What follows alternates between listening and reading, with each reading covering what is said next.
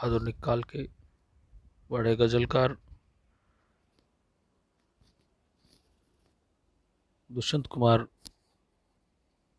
की गज़लों पर मैं इंद्रजीत यादव, सहायक आचार्य हिंदी, राजकीय महाविद्यालय बहरोड,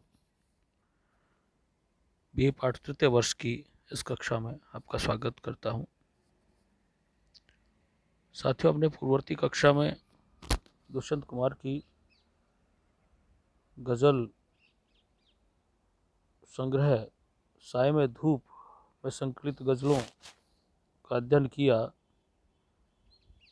जहां पूर्व में हमने देखा कि स्वतंत्रता प्राप्ति से पूर्व जो सपने हमें इन नेताओं के द्वारा, राजनीतिज्ञों के द्वारा दिखाए गए थे और उन सपनों का हवाला देकर आम जनता को उस संघर्ष की वेदी पर प्राण त्यागने के लिए मजबूर कर दिया गया था, वो सपने स्वतंत्रता प्राप्ति के बाद पूरे नहीं हुए। आम आदमी त्रस्त रहा, परेशान रहा। उसकी जो मूलभूत भौतिक आवश्यकताएं थी उनकी पूर्ति करने में कोई भी सरकार आई और गई, असफल रही। तो उस सारे सरकारी सिस्टम की विफलता अपने शब्दों में इस गजलकार ने अभिव्यक्त की थी। जैसा कि मैंने पढ़ा, कहाँ तो तय था चिरागा हर एक घर के लिए, और कहाँ चिराग मयस्सर नहीं शहर के लिए। कि उन्होंने बताया था कि कहाँ तो जो कल्पना, जो सपने दिखाए गए थे कि हर घर रोशन होगा, हर घर में खुशहाली होगी, हर आदमी संपन्न होगा, संपन्नता से भरा हुआ जीवन जिएगा, ये राष्ट्र उसका होगा और राष्ट्र उसके लिए काम करेगा। राष्ट्र की नीतियाँ आम आदमी को ध्यान में रख के बनाई जाएंगी और आम आदमी का उद्धार सरकार का पहला उद्देश्य होगा। लेकिन हुआ बिल्कुल इसके उलट, विपरीत। आम आदमी सत्ता से भी दूर रहा और विकास से भी दूर रहा। सत्ता और विकास दोनों स्तरों पर आम आदमी का शोषण हुआ। वह ठगा सा महसूस करने लगा। तो ठगा सा महसूस करने लगा तो उस व्यवस्था के प्रति आक्रोश कवि के जहन में पैदा होता है और उस व्यवस्था के विरोध में कवि उठ खड़ा होता है और अपने गज़ल संग्रह साय में धूप में ही दूसरी गज़ल,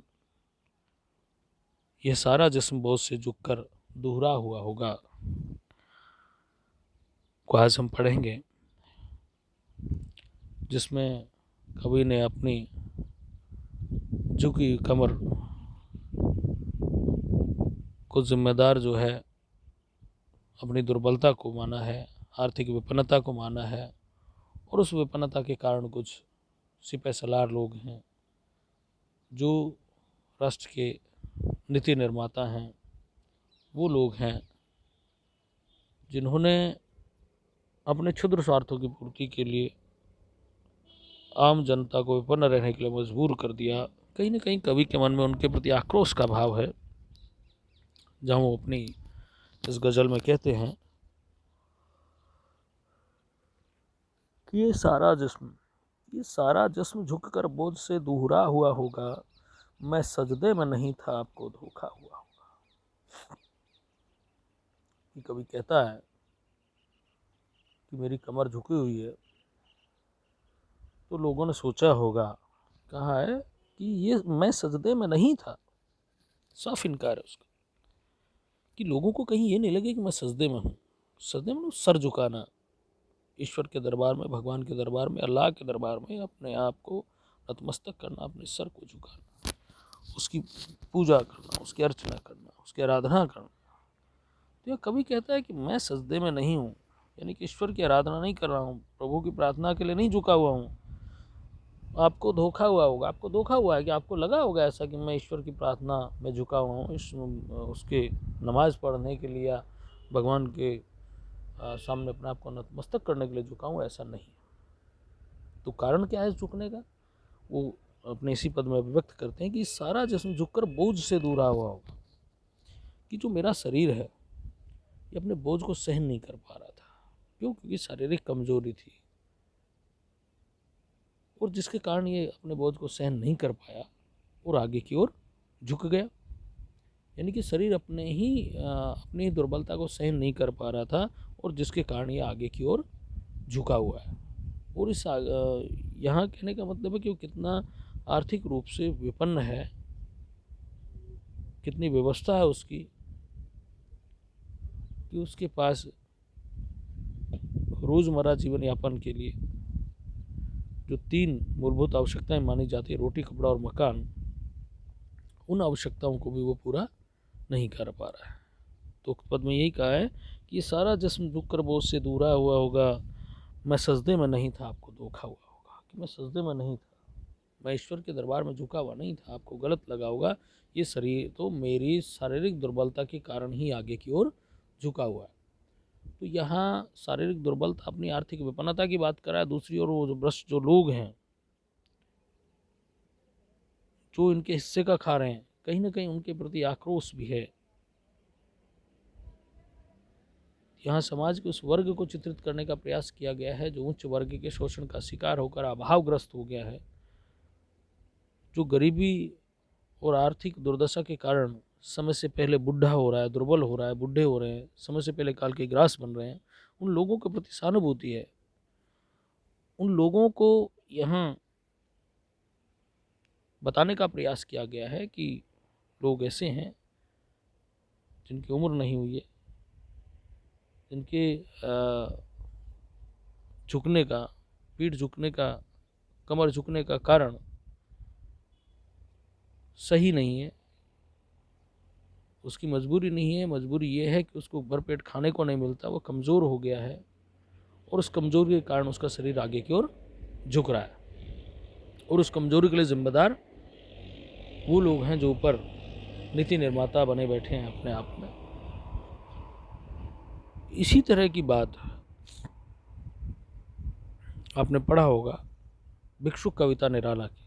निराला भी ऐसी ही बात करते हैं कि वह आता 2 टूके कलेजे के करता, पछताता पथ पर आता, पेट पीठ दोनों मिलकर हैं एक, चल रहा लकुटिया टेक, मुट्ठी भर दाने को अपनी भूख मिटा टेक। तो वो भी लकुटिया टेक कर चल रहा है, उस लकड़ी को टेक कर चल रहा है, यानी कि उसकी कमर भी ऐसे में अभावग्रस्ता के कारण, भूख के कारण झुक गई है, व्यवस्था के कारण झुक गई है। वही भाव यहाँ दुष्यंत ने अभिव्यक्त किए कि ऐसा नहीं है कि मैं सजदे में नहीं था, आपको धोखा हुआ है कि मैं सजदे में नहीं हूँ, मैं किसी ईश्वर के दरबार में झुका हुआ नहीं हूँ। यदि आप ऐसा मानते तो आप धोखे में हो। सच्चाई क्या है कि मेरा शरीर, ये सारा जिस्म झुककर बोझ से दूरा हुआ होगा, कि मेरा शरीर बोझ के कारण दूरा हो गया,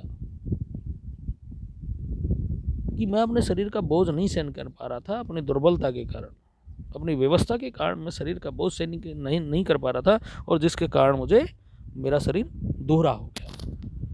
तो यहाँ कवि ने अपनी आर्थिक विपन्नता को कहा है, और समाज में का जो एक वर्ग विशेष है जो अभावग्रस्त है, जो कुंठा और वेदना से त्रस्त है, जो गरीबी, भूखमरी और बेरोजगारी से त्रस्त है, और इन सब के कारण जो असमय ही काल का ग्रास बन रहा है या समय से पूर्व वृद्ध अवस्था में पहुंच रहा है, उनकी ओर कवि ने संकेत किया है। आगे है, यहाँ तक आते आते सूख जाती हैं कई नदियाँ, मुझे मालूम है पानी कहाँ ठहरा हुआ होगा। यहाँ कवि उस भ्रष्टाचार की श्रृंखला कड़ी को इंगित कर रहा है कि यहाँ तक आते आते सूख जाती हैं कई नदियाँ, कि ऊपर से जैसे हम सामान्यतः पढ़ते हैं कि ऊपर से 100 रुपया चलता है, और नीचे लास्ट में जिस वर्ग विशेष के लिए वो योजना बनाई गई थी वो वहाँ तक 1 रुपया पहुँचता है। 99 रुपये बीच में बैठे जो सिपह सलार लोग हैं, जो प्रशासनिक तंत्र से जुड़े हुए लोग हैं, जिसको जहाँ मौका मिलता है वहाँ वो पैसा अपने हिस्से का निकाल लेता है। तो कभी यहाँ उसी भाव को इंगित कर रहा है कि यहाँ तक आते आते सूख जाती कई नदियाँ, मुझे मालूम है पानी कहाँ ठहरा हुआ होगा। कैसा नहीं, मुझे पता नहीं है, मुझे पता है कि कौन लोग कैसे खा रहे हैं, लेकिन उनका विरोध कैसे करें, उनका विरोध नहीं कर पा रहा। सूख जाती नदियाँ वहाँ तक आते आते आते, यानी कि पैसा, योजनाएं, उनके विकास और उन्नति के लिए जो बहुत सी योजनाएं तैयार होती है वो यहाँ तक आते आते खत्म हो जाती है। ज़मीन पर ऐसा कुछ भी, धरातल पर उन योजनाओं का कोई लाभ आम जन को जो मिलना चाहिए वो नहीं मिल पाता, और ऊपर के जो लोग हैं वो उस पैसे से ऐश करते हैं, अपनी अच्छा जीवन यापन करते हैं। तो यहाँ कवि ने वही कहा है कि यहाँ तक आते आते सूख जाती कई नदियाँ, यानी कि हमारी प्यास बुझती नहीं, हमारी मूलभूत आवश्यकताओं पूर्ति होती ही नहीं, यहाँ तक आते आते सब ऊपर ही खत्म हो जाता है। मुझे मालूम है पानी कहाँ ठहरा हुआ होगा, कि मुझे पता है पानी कहाँ ठहरा हुआ होगा। पानी ठहरा हुआ होने का मतलब है कि जो पैसा, जो योजना चली थी वो, उसका लाभ किन लोगों को मिला होगा। आज भी हम देखते हैं कि जहाँ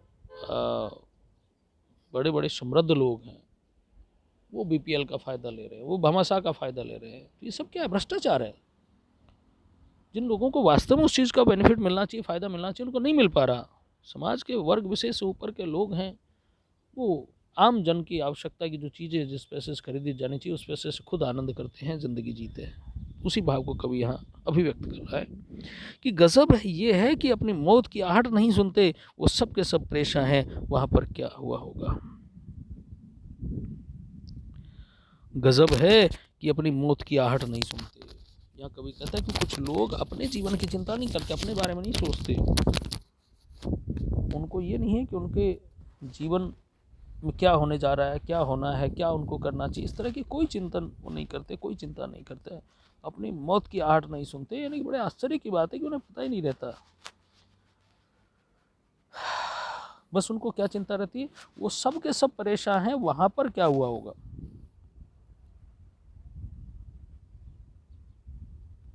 कि दूसरों के बारे में सोचते हैं कि दूसरों के साथ क्या होगा, दूसरों के बारे में क्या हुआ होगा। वो दूसरों के बारे में सोचते हैं, अपने बारे में नहीं सोचते कि हमारे साथ क्या होने वाला है, क्या हो चुका है। यानी कि व्यक्ति खुद अपने दुख से दुखी नहीं है, दूसरों के सुख से दुखी है। दूसरों के बारे में सोचता, अपने बारे में नहीं सोच पाता। तो यहाँ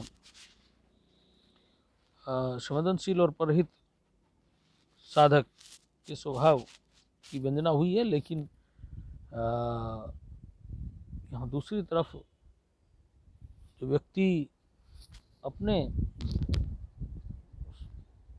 आपके बारे में सोचना छोड़कर दूसरों के बारे में सोचता है, अपने बारे में चिंता नहीं करता, उस भाव को भी अभिव्यक्त किया गया है कि व्यक्ति को पहले अपने बारे में सोचना चाहिए, अपनी मौत की आहट को सुनना चाहिए, यानी कि अपने लिए उचित कर्म करने चाहिए। लेकिन व्यक्ति अपने लिए काम न करके दूसरों के बारे में सोचता रहता है, उसने ये किया होगा, वो किया होगा, ऐसा हुआ होगा, वैसा हुआ होगा। इसलिए कहने का तात्पर्य है कि व्यक्ति अपने बारे में सोचे पहले। चलिए दोस्तों, आज के लिए इतना ही काफ़ी। धन्यवाद। यहाँ हमने बातें की हैं कि एक तो अभावग्रस्ता की बात है, दूसरा भ्रष्टाचार, शोषण का तरीका उसको बताया गया है, तीसरे में व्यक्ति खुद अपने बारे में न सोचकर दूसरों के बारे में चिंतन ज़्यादा करता है, अपने बारे में चिंतन नहीं करता, उस भाव को व्यक्त किया गया है। धन्यवाद दोस्तों, कल फिर मिलते हैं नई कक्षा में। तब तक आप पूर्व में की गई व्याख्या और इनके भावों का अध्ययन करें। मैं बार बार बताता रहता हूँ कि इनको आप पढ़ोगे, इनके विचारों को सुनोगे तो आपकी समझ में आएगा कि कवि की सोच क्या है, कवि का दृष्टिकोण क्या है। यहाँ इन पदों से पता चल रहा है कि वो जो विपन्न लोग हैं आर्थिक रूप से, उनके पक्ष में, उनके हित में है ना। यहाँ शोषण और भ्रष्टाचार के विरोध में कवि क्या कहता है कि यहाँ तक आते आते सूख जाती कहीं नहीं, मुझे मालूम है पानी कहाँ ठहरा होगा। तो भ्रष्टाचार की जो प्रवृत्ति है, प्रकृति है, उस पर आक्षेप, उस पर आक्रोश है इसको। तो जब हम इनको पढ़ते हैं तो कवि के विचार, कवि की सोच क्या है उसके बारे में हमें पता चल जाता है। धन्यवाद दोस्तों।